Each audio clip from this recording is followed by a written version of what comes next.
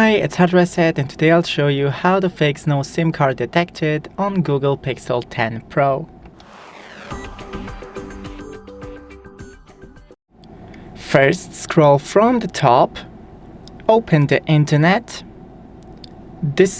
go into the mobile networks, disable the SIM, and enable it back on. Now, flip your phone, and right here on the top you can see the SIM card slot. Open it by inserting something long and thin right here into this hole. You can use a needle, for example, and after that just push.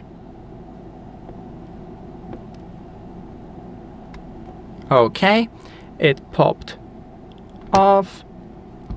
Now take it, and you can see the SIM card right here.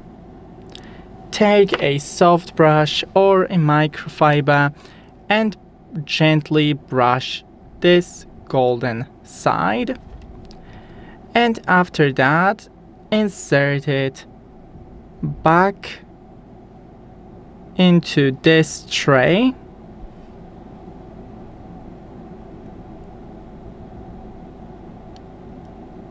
Right here.